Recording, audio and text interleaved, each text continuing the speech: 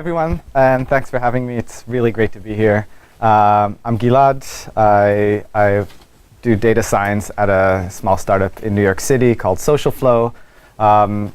And effectively what SocialFlow does, and we'll get to that a bit later, is help big media accounts or anyone who has sort of a sizable audience online understand their audience practices and optimize sort of messaging for these audience through Twitter and through Facebook. Right? So what I get to do with the data and research team, we have like an incredible amount of data that we sift through. So we look at the full Twitter fire hose, we index it all and sort of draw a bunch of insight from it. I'll show you some of the stuff that we do with Twitter. We also index the full Bitly fire hose. So is anyone familiar with, I'm sure you're all familiar with Twitter, but Bitly? So Bitly is a URL shortening service. What it does, it takes long URLs and makes them shorter. But what's so great about it is, first of all, it's extremely popular. I think I have some stats on it. We see around 1,000 Bitly clicks per second. So we get a ton of analytics. Once somebody shares a URL, we see how many people actually clicked on it. So with Bitly, we're seeing around 1,000 clicks per second on the full fire hose. On Twitter, we're seeing about 3,000 tweets per second. Obviously, when there are big events, that skyrockets, that goes much higher. But we're parsing through all this data and then sort of trying to derive insight for our customers. So, I mean, a lot of what I get to do, partially it's algorithmic, like looking at the data, seeing, okay, like how do we create better trending topics? Like how do I create different views of data that could help people understand their digital sort of networked invisible audiences better? And then part of it is the other part of my work is sort of looking at what's going on, looking at data that's surfacing and finding really interesting stories to tell from the data. So a lot of what we do, we blog often, blog.socialflow.com, and we just look at all these big events that happen and sort of derive insight from the data that we see. Now, what's different about, I mean, when you look at social media and when you actually do a lot of these analysis, we're trying to understand how people are navigating and managing their attention. Right, because it's become so easy to publish, right? Twitter makes it extremely easy. All you need is the app, a network connection. You don't even need 3G. You can use SMS, send information from your phone. It's on the web immediately. So it's not, publishing has become extremely easy. What's hard is gaining people's attention. And you cannot expect, like entities can't expect to have people's attention at any given moment, like we used to with television or with big broadcast events. What we need to start doing and what we do at SocialFlow is try to understand how people sort of manage their attention, what they give attention to, how they choose, how information flows between groups of people who are connected. And by looking at sort of the data on a grand scale, we can start coming up with just some really interesting results and models on that. So a lot of what we do is look at how information flows. And especially when you're taking sort of larger audiences, it's amazing how you can sort of structure, almost put a face to people or to an audience just by looking at sort of what they're talking about. The interesting thing about our data set is we don't only see what people are publicly talking about on Twitter, we also see what they're clicking on. And many times those two are very, very, very different. I'll show you an example in a bit. So in order for information to propagate through the network, people have to sort of be aware, be attentive, pick up a piece of information, and repost it right to their networks. That's how we see much of the propagation happening within social media. But it's not only people who are now sort of these nodes in these networks. Many times it's these entities that also play sort of a substantial role in the information flow. This is a visualization of an event. It was the cleanup event in New York City in Zuccotti Park early October. So within a few hours, the rumor about the fact that the park was going to be cleaned up sort of spread through the network, and all these, you can see all these large media accounts were already on top of it. also helping pass the news and the information about what's going on at Zuccotti Park. We see these networks, though, they're always evolving. So this is a similar topic. I mean, this is Occupy Wall Street, but at the very beginning. So if this visualization is of a 10-day period of people who were talking about, the very first people who were talking about Occupy Wall Street. So starting with sort of the Adbusters blog post that came out in July, calling for people to go and occupy Wall Street in September, it was sort of a very, very slow spread, right? So these two spreads are extremely different. One, really rapid, mainstream media, like changing really fast. And on the other hand, this one, the very sort of beginning of the movement, where it's really slow. This is over a period of 10 days. There's no big media outlets. There's actually interesting relationship with Spanish activists. So a ton of Spanish activists were actually talking about Occupy Wall Street at the very beginning, right? So what can we learn about this, and why is it interesting?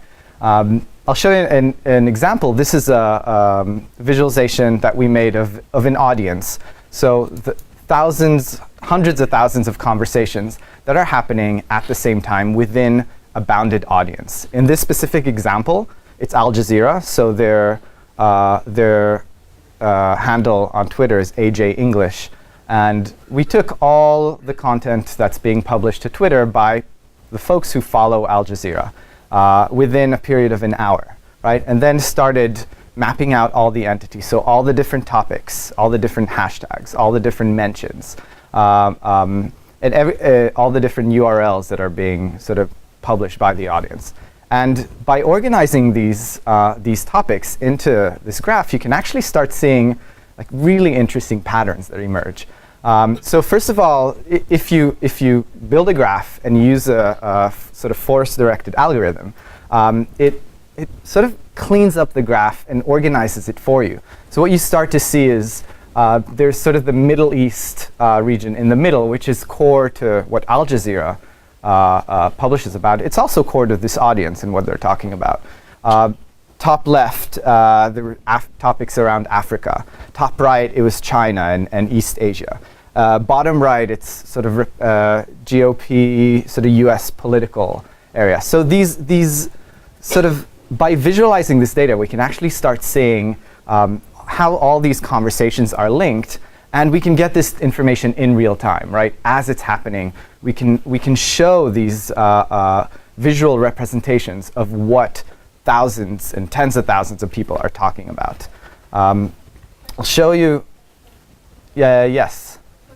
Yeah. The people and the entities also. This is still people and entities. You said something about topic. Right. So in this specific example, it's the orange nodes represent hashtags, and the sort of brownish nodes represent people, so mentions. And then there's yellow nodes, which are links.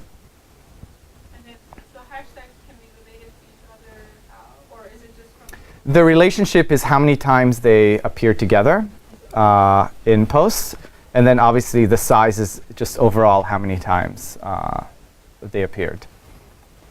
By the way, don't hesitate to stop me at any time. Just ask questions.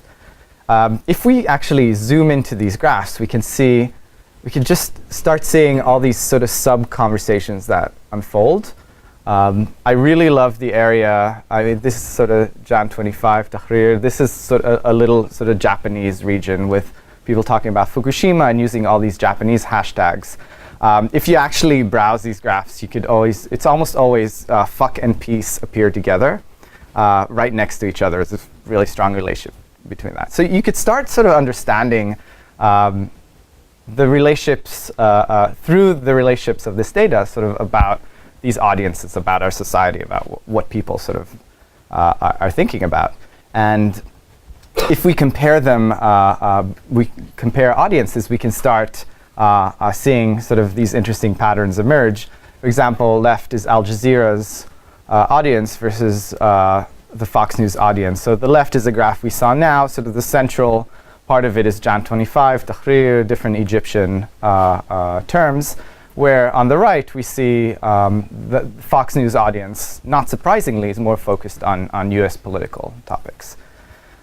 So, I mean, the promise of data comes, there's so many questions that we can now answer, and it's really exciting because this data used to only belong to media organizations. So the New York Times knew sort of what topics were hot and what people were interested in. Fox News knew it separately, but now if we start looking at this data and sort of mining it, we can start to understand the whole sort of ecosystem at play, and we can answer all these questions without needing the media organizations, so with substantially less bias. So we can see like who breaks the news, for example. We can compare audiences. How are they different? How are they similar? What are people's perceptions with regards to different media outlets? And how people's stories are affecting sort of media outlets' take on a story. Yeah? Does better means travels faster, farther? Better. Number 2. So better for many entities is more traffic. So what story is actually generating more buzz, more traffic? But what we can also do is learn about ourselves and learn about our society and just people in general from this data. I have a bunch of stuff I grabbed, some of it earlier today. So this is the typical sort of diurnal pattern that we see on Twitter. So this is just a graph representing all of the data from Twitter, and what I was looking at were 4 different terms: Starbucks, coffee, morning, and tired, right? So every morning we see a surge in morning. That's not surprising. Sort of we see the tired come into play later in the day. Coffee, sort of the morning coffee happens. There's this spike here between -3 and -2 in coffee. I don't know exactly what happened there, but some big event around coffee. And then sort of Starbucks is quite low, right? We see, yeah, sure. Have you done analysis about how many of these brand names are due to geotagging services like Foursquare as opposed to people actually typing in the brands? Yeah, things like Starbucks, they get much more data, obviously from tweets that come from Foursquare. I haven't specifically looked at Starbucks, but there are certain types of places like bars, usually, I mean, places that are popular on Foursquare. Yeah, that definitely skews it much more. Yeah, any other questions about this graph? So we can look at language, for example. So any attribute of Twitter we can query and see the patterns. This is language, so English language tweets. So we sort of see, again, the traffic of English language tweets. There's a mini spike in the morning, and at night people are much more active on Twitter. If you see the spike here on the left, that's when the 49ers beat the Saints. Right, so massive amount of traffic on Twitter at that moment in time. Japanese, I think it's Japanese and Spanish at the bottom, substantially less traffic. When you Yeah? say massive, it really is massive. It suggests that something like more than 1/3 of the people who tweet at all care about that score. Well, remember that especially with these types of events, people are tweeting much more often. So it's not necessarily uniques. It's not necessarily more people, but it's just much more traffic. So when there's a game happening, and I'll show you, if I zoom into the event itself, you see there's the start of the game, which has a mini spike, and then the end of the game draws a lot of people to just very excitedly posting to Twitter. If you go Yeah. back one, Sure. do you have a hypothesis about why Japanese are so different from English and Spanish? The time zone. It's all. These aren't rationalized by time zone? It's just at the same. It's UTC, I think. So it's all. Wouldn't you rather want to have them all on local time? Yeah, it depends what questions you're asking. Yeah. Also, Spanish and English get a double bump because they're in separate time zones across the Atlantic from each Yeah. other, but Uh-huh. it's all in one place. Yeah. Yeah. Well, English presumably English encompasses, and Spanish as well, a lot more than just one country. Yes, yes. I think, yeah, Spanish, we see it much more than English. The Australian sort of Twitter sphere is large, but not, I mean, nothing compared to North America. Yeah. Yeah? Do you know how many actual users you have this from, and you have normalized data according by the number of those unique users? So, I mean, it depends on what query you're trying to do. This is general counts, but we could only look at unique users. You're absolutely right. This is just showing the traffic. This just tells us that there's a lot of talk about this, but we don't know if it's one person doing Right. a million tweets or a million people doing one. Yeah. So this method, Important to know. yeah, this is really great at identifying, if you want to identify events or sort of, if there's a unique event that's happening, right, something, it's a great method. If you want to look at uniques in terms of Twitter, you have to do more work. So it's all a question of what question you're trying to ask. But yeah, both can be asked. How big does an event have to be so that you can see it? It depends in relation to what. So in relation to all English tweets, it has to be quite large. We're seeing here at the peak of a usual sort of Twitter day, it's 1.5 million tweets per 10 minutes, right? So, I mean, we're seeing a massive jump here, but I mean, it all depends on what you're comparing it to. A lot of times we look at analyses of different brands. So we're looking at different cars like Chevrolet, Ford. And then the traffic is much smaller there, and a jump doesn't have to be that big for us to notice. Anything out of the ordinary. Yeah? The size of the jump might also be dependent on the time window. Here you're looking at 10 minutes, and then a third the amount of breakthrough Yes. traffic. Both. If you were looking at, say, the 1 minute right after the score, Right. you might not need quite as much traffic. Right. So this is an in-depth look at the jump, at actually traffic during the jump. So when you actually zoom in, you see that it's comprised of two different jumps. And if you zoom into the jump on the right, you'll see that it's many more, right? So many times after like somebody scores, there's massive traffic surge. Yeah? The New York Times had this wonderful visualization of tweets during the last Super Bowl. Yes. Yeah. With yes and no. The timeline, and it would tell you what were the most frequent tweets. Yeah. Bruce, Springsteen during halftime, during the scores. So, I mean, so there's all sorts of interesting things that gave rise to this. It doesn't, like, for example, that the tweets are correlated with who scored, etc. I'm just kind of, this seems impoverished compared to that kind of visualization.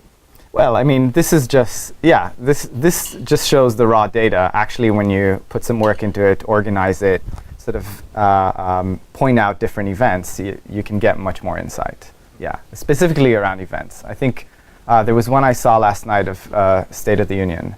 Somebody did one, which showed the peaks, which is interesting. When you look, you sort of see what resonated the most with the audience. So I'll whip through some of these. This is just, I pulled this morning. Yeah? Just follow up. So the geographic element was really interesting, and so having it overlaid on geography really helped. So for the the. Times one. Mhm. I'm not even sure how they capture the geographical. I'll show you an example I have in a little bit of geographic stuff. So these were this morning's top hashtags. A lot of them. This is from just the general Twitter. So hashtags that had the absolute most traffic on them. So many of them I don't know, like strawberry blunt, a new video, bot, trust me. But it gets interesting when you look at the data around events. So again, around the Zuccotti eviction, you can really see that the words in the network that spike the most are sort of come from the same event. Gilad, I remember, especially while Zuccotti was still occupied, there was a lot of speculation about whether Twitter was artificially dampening. That's a great question. Okay, so What's your insight into that? Well, thanks for the leads.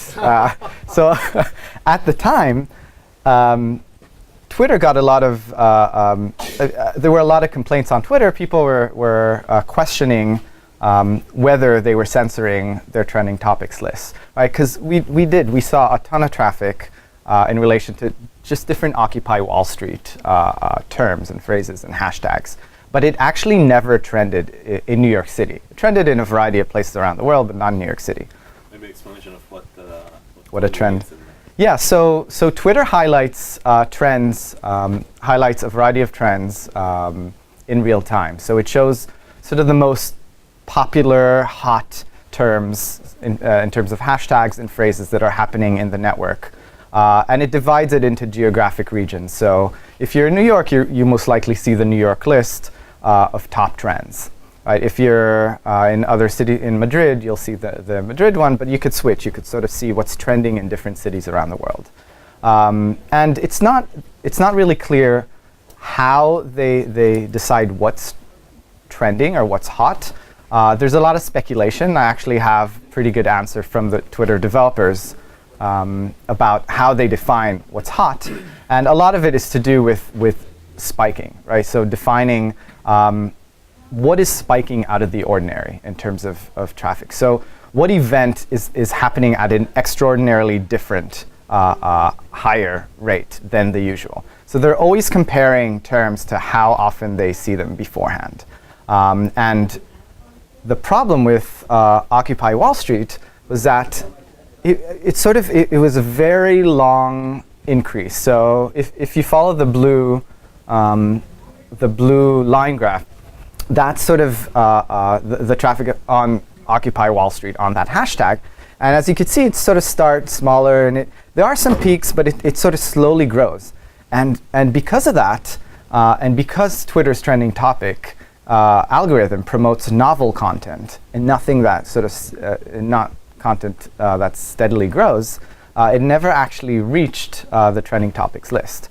So especially when you look at it this way, and when you see other events that were happening, such as 2 Things I Know or Kim Kardashian's wedding, which spike really high and then sort of fall off.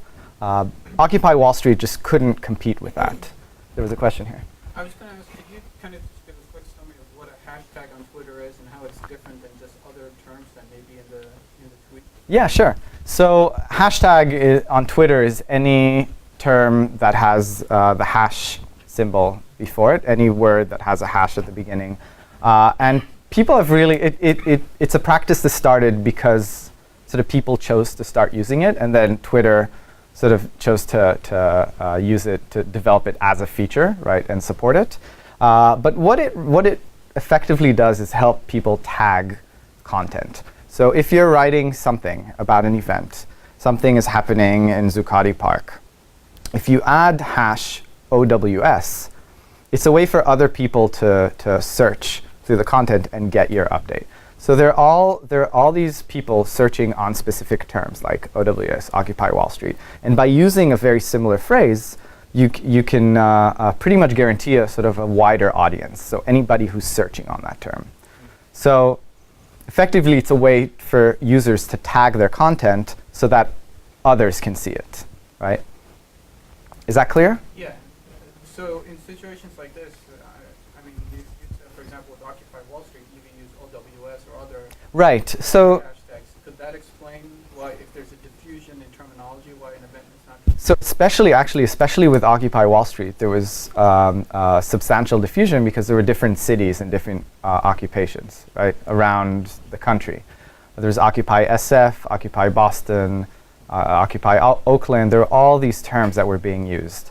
But there were some that were sort of key and central to the movement, like Occupy Wall Street or OWS. So I actually published on the web a whole bunch of stats on the diffusive nature of the movement too, and how it's not helping them reach visibility. But this Occupy Wall Street was one of the hashtags that had the most traffic. Yeah. It's my understanding that a significant portion of tweets don't have hashtags. Is that true? And if they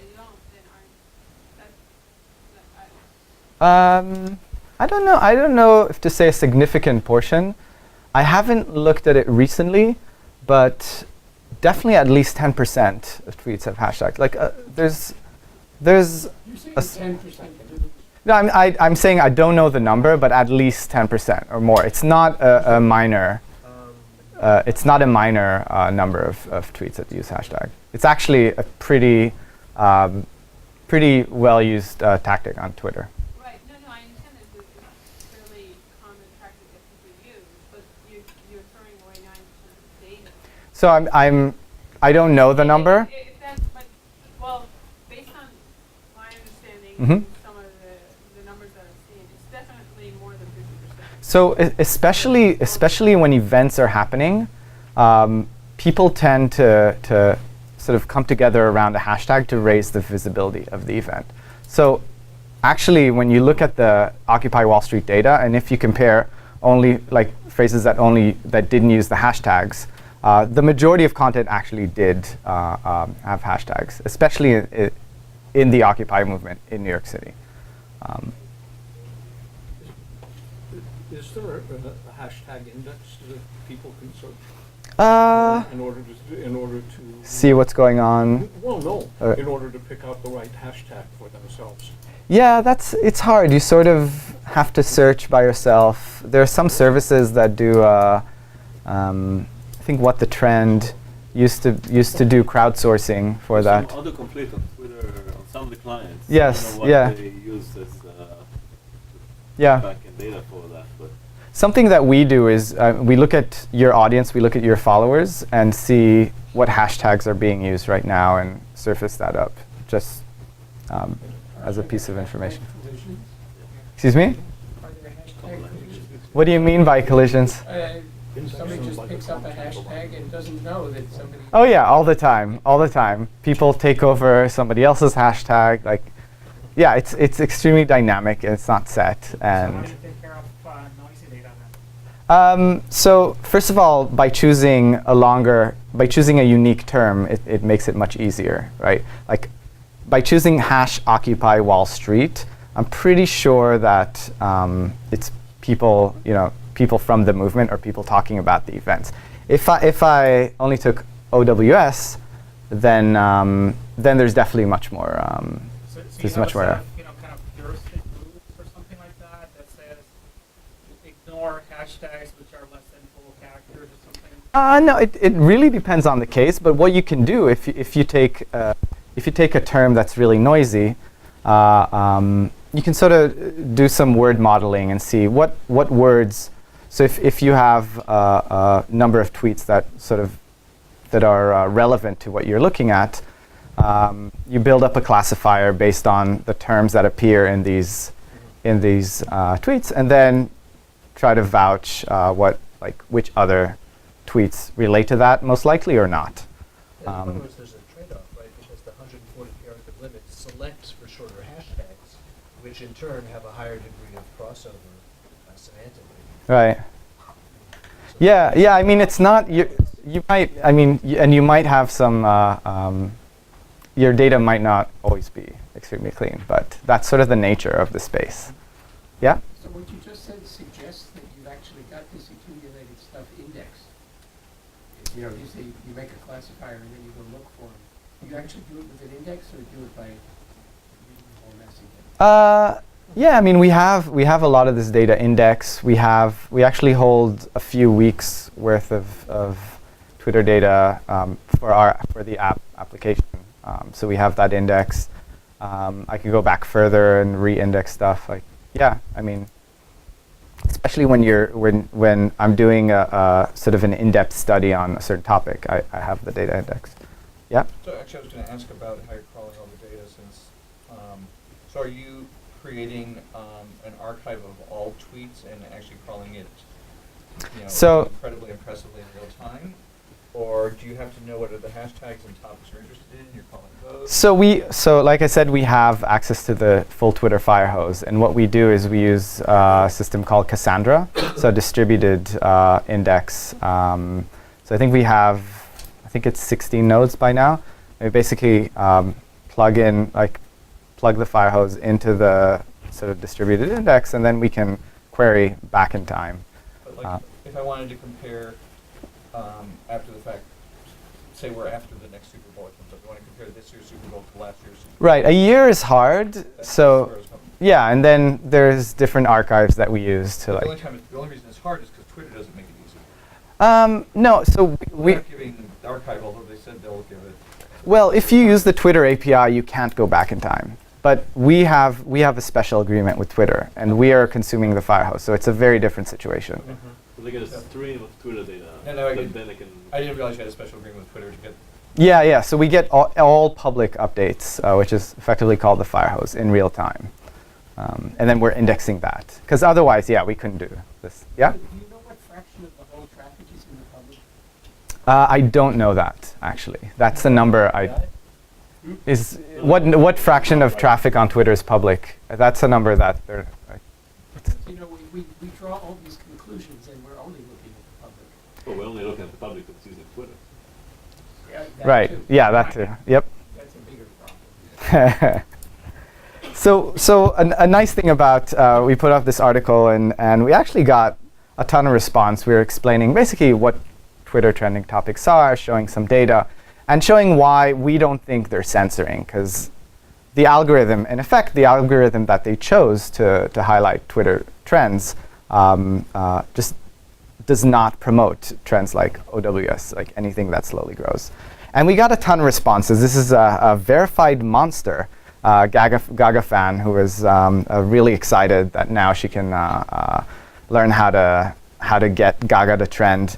There are also the opposites who believe that Twitter still hates Gaga and the monsters, and they'll never get their content to trend.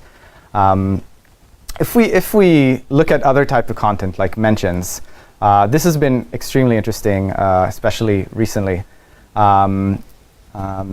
So again, you could see the spikes, and you could see the amount of buzz that each candidate is seeing on the network. Right, so the different debates usually draw spikes. And then here in this example, the different colors, they're a bit on top of each other.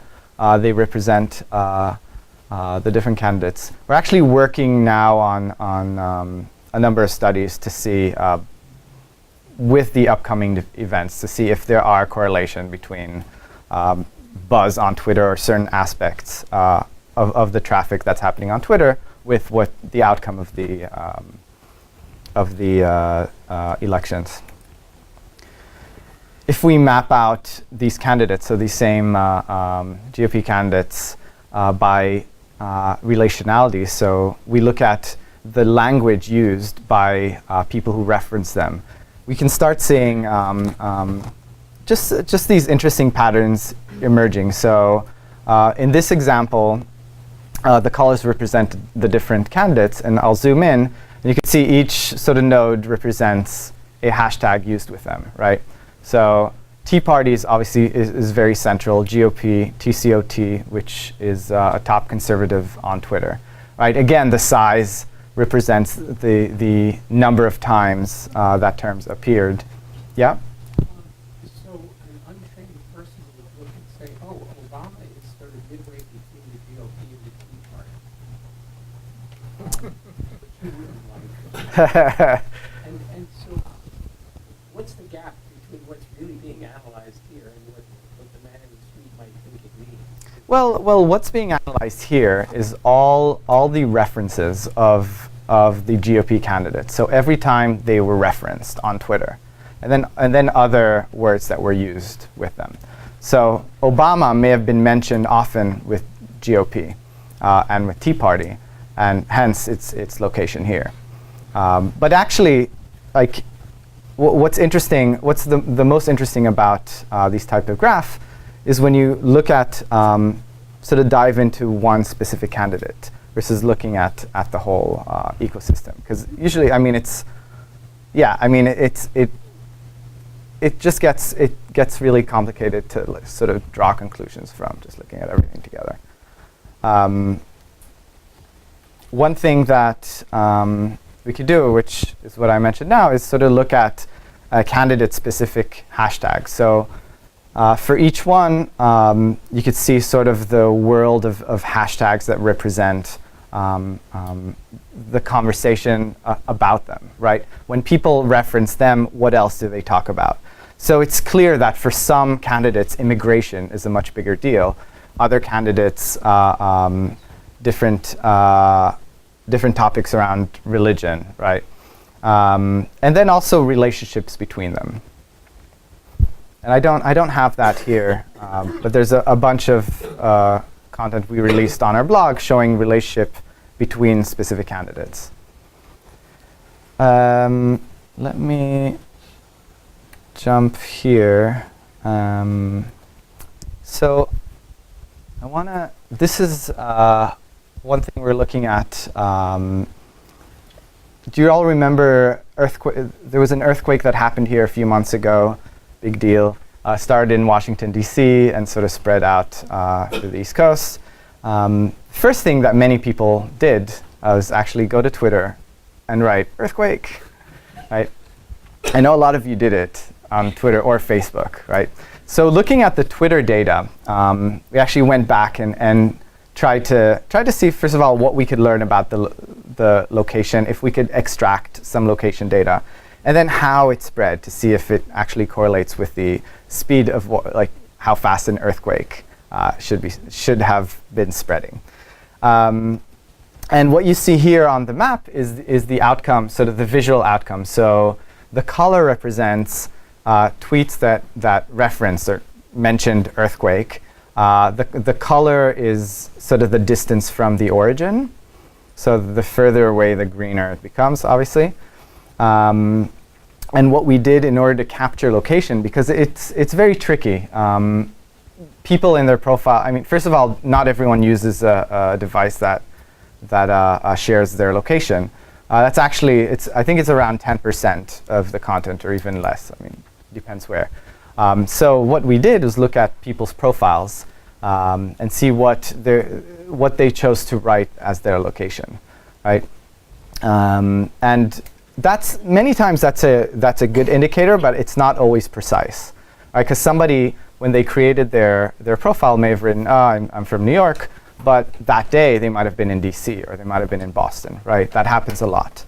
But when you look at the aggregate data, it's actually really nice because it comes out. It's sort of, you see some of the dots don't make sense, but mostly you sort of see it clean. And yeah. You said you also looked at the words earthquake, so not just hashtag earthquake, but even the term. Not hashtag here at all. Just anybody who said earthquake. So how do you handle like typos? Presumably, if you're in an earthquake, maybe no one's paying that much attention. So you might miss some data. So you're not going to get everything.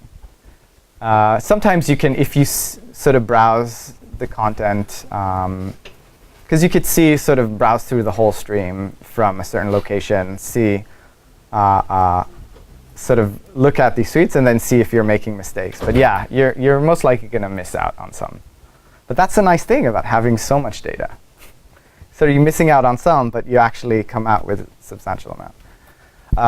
And when we actually plot these different tweet events, but based on distance from the epicenter, we actually see a really nice slope, which actually comes to about the speed at which the earthquake itself, like on the ground, would have spread. Yeah, there was a question? No? Yeah? This could actually go for later answering, but I was wondering, this is not surprising given that all this data was collected from highly populated cities or areas. Mm-hmm. Do you have an example of an event from Montana or stuff? So actually, I have an example. I don't have it here. But because of this study that we're doing, actually NASA got in touch with us. And they're like, hey, the Aurora Borealis this year, there are these crazy events that were happening in the Midwest. I think a few months ago, I think it was October. And they wanted to know if we could actually, if there was enough data that they could start mapping out regions in which the aurora happened. Because it's real, I mean, they can't really, I mean, they don't really have sensors for it like across the country, right? It's really hard for them to get data about where there are sightings. So we actually went back and looked at the data, and even, you're right, in this case we were lucky because it went through major cities. We had just a lot of really good data. But even in this case, where it's sort of Midwest, smaller towns, there were thousands upon thousands of people posting, the sky's red, like go outside, I can't believe what I just saw outside. So again, you have to build a classifier. Like it's a lot of work, because here you have to sort of do a bunch of queries, Aurora Borealis. Many times people don't use that term. They just say sky, go outside. Like, so you sort of get a sense for how people are talking about the event. Go back, grab a whole bunch of data, and then classify positively, and then. You can't use it in real time, right? If you're trying to predict or catch something in real time happening, then. But once you build a classifier for the content, you can get pretty decent results. It's not going to be as fast, but yeah, you could get pretty decent results. Yeah. 4 minutes. Okay. What algorithms do you use for your classification? We use a whole variety of algorithms. One that we use a lot is just naive Bayes. Yeah, we're a Python shop, at least the R&D group, and we use NLTK a lot. We use the Python naive Bayes library. Yeah.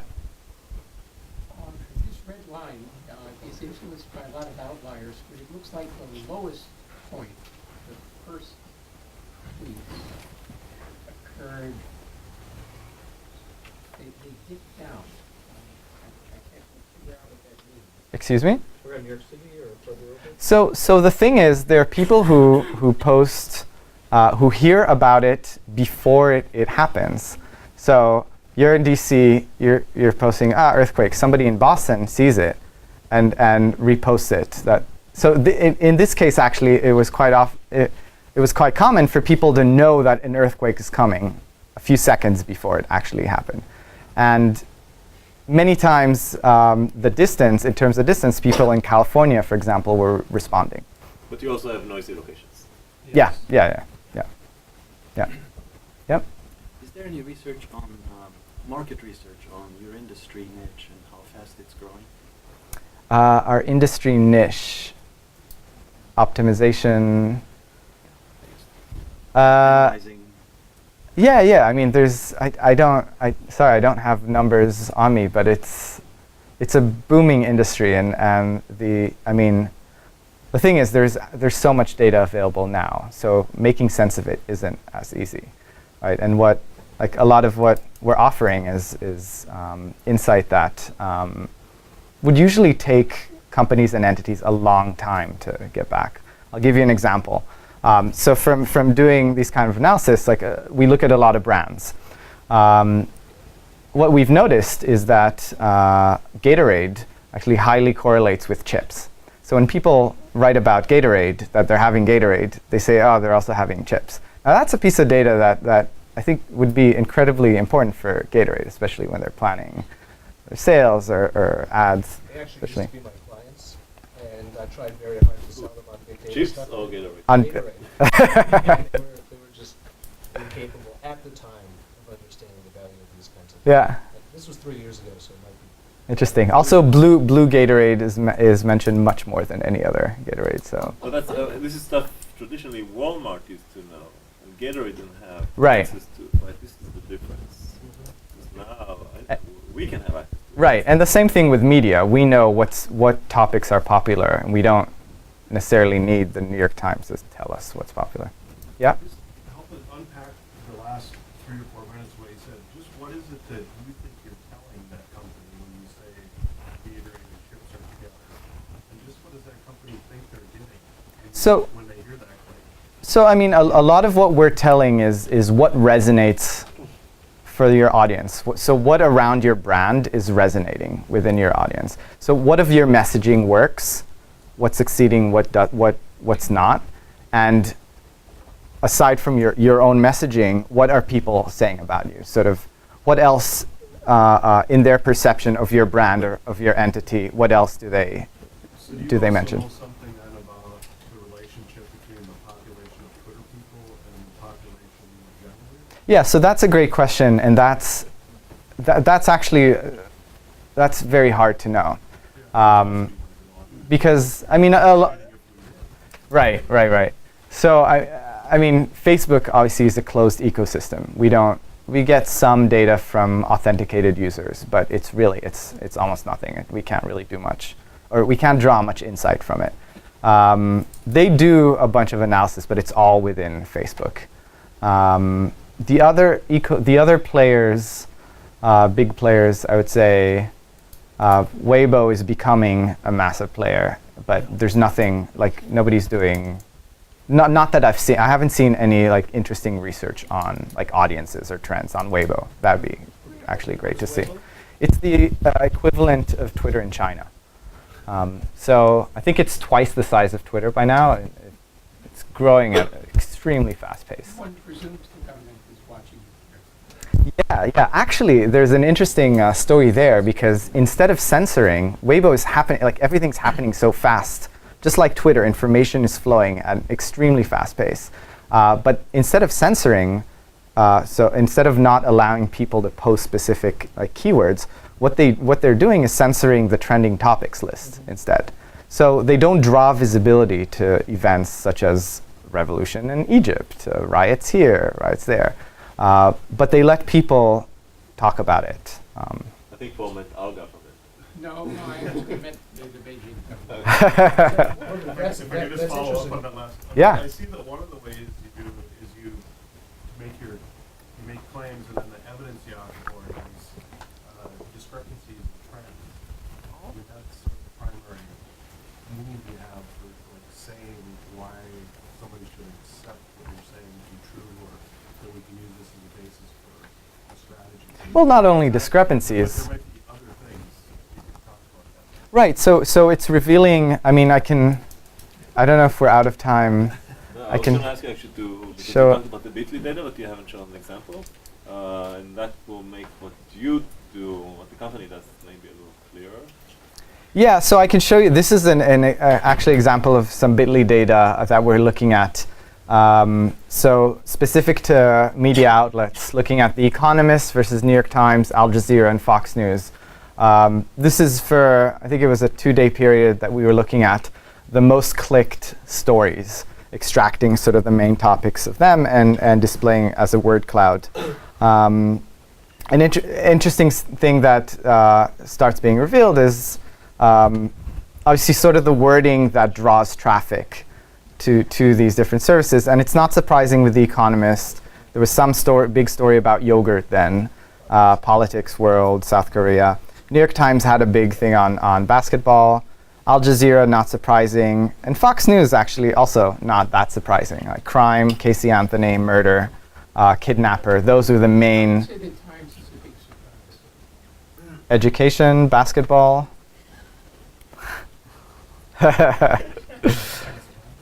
So, I mean, I'm happy to actually show you a little of the interface, just so you see what we do, if we have time. We have a minute. You're so generous. We have until 5, and there were questions asked throughout, so we can. Okay, let me just take you. There's so many people who are trying to make claims using evidence like this that it's really fun to hear how you actually do it yourself in your work. Yeah, I mean, I'm not trying. Like a lot of what I do is just surface the data and sort of show interesting aspects of it, right? So trending topics, like why are we seeing this and not that? Like sort of. Do you know what companies have done with some of your results? Like, for example, has Gatorade gone to partner with Lay's on an ad campaign or something? So first of all, a lot of companies who use us to optimize their publishing. So you're the New York Times. You don't want to publish all your content at the same time, but you don't want to randomly put it to Facebook and Twitter. What we do is take in your RSS feeds, sort of feed it into the system. We have a variety of learning models. We look at what your audience, what your followers usually retweet, usually sort of talk about, like on Facebook, all those signals that we get, what they click on through Bitly. And then we build these predictive models that sort of reprioritize your queue of content and posting it at the right time. So we sort of figure out what's buzzing right now, what are your followers talking about right now, and when is the ideal time to post each of the messages. Yeah. So as a data science, do you give the ability for an organization to say, I have these choices of investing a certain amount of money in certain ways, and for each of these are the different ROIs I get, and actually ground it all the way down to, to numbers like how much do I make? Right. So I mean, we're not there yet. For a lot of that, you have to put value to the page, right, to see the increase. Where we have gotten is to show the increase in traffic, for example, correlate that with certain sharing actions, like from Facebook, from Twitter, certain topics, certain times of day, certain people, or certain clusters of your network. The piece that I'm sure we will add is sort of the value of it, because a lot of people are asking that question. Yeah. So it seems to me that the new service I rely on, once you mature this technology, will withhold news from me if they can make a few bucks more by sending it later. Well, so actually, with breaking news, it doesn't work that well. But for many, so I'll give you one example. Many companies that we work with have they have this archive of content. Let's say TED, they have all these videos, and they post the new ones every once in a while. But actually, what our service is great as is surfacing sort of what's starting to peak in terms of conversations. So we look at their followers, and we look at their audience on both Facebook and Twitter, and we see what are people talking about. If there's anything that's happening that's out of the ordinary, and we know what's in their archive, we can recommend to post, oh, this is a good time to post this video or this talk with this hashtag, because a lot of people are talking about it, right? So that's more the sort of the case. Huh? It's the more benign Yeah. case. Well, breaking news, if you withhold it, somebody else will report it, right? So I don't know, more up to you. All right, so I'll take you really, really fast. This is not that interesting because it's my profile. But what we see here in the interface, we see the different tweet events. So these are the posts to Twitter and Facebook, actually only Twitter in this view. And what we see underneath are sort of how many clicks they generated. All right, so how many clicks came out of that. Interactions are sort of how many people mentioned me. And audience gain, so how many new followers did I gain at that point in time. We see sort of this heat map of like we call audience engagement. So when are they most active, and when do they tweet out most, right? Time of day, day of week. Let's get to some of the more interesting things. We have a notion of activity. So who from your audience is active right now or has been active in the last hour? So obviously that changes throughout the day. We have trending topics from audiences. So from people who follow you, what are they talking about right now? How do you distinguish between interactive and passive? So we're working on the actual phrasing, but because we see clicks and tweets, like interactive are people who have done something in the last hour. So either clicked or posted to Twitter. And then passive are people who are possibly clicking but not sort of tweeting. Right? But the phrasing is a little confusing. We have to work on that. What we see here, so it's too bad this is my account. There's an empty queue, so I don't have anything that's ready to be published. This is the history of the content that's been published. And there's a lot of So there's a lot of interesting predictive stuff happening. Like, for example, if I want to compose a tweet, we start sort of giving predictions based on what's worked in the past for you. So words or topics that you've discussed that have been retweeted in the past or have been clicked on in the past. Basically an SEO tool for real-time fire hose.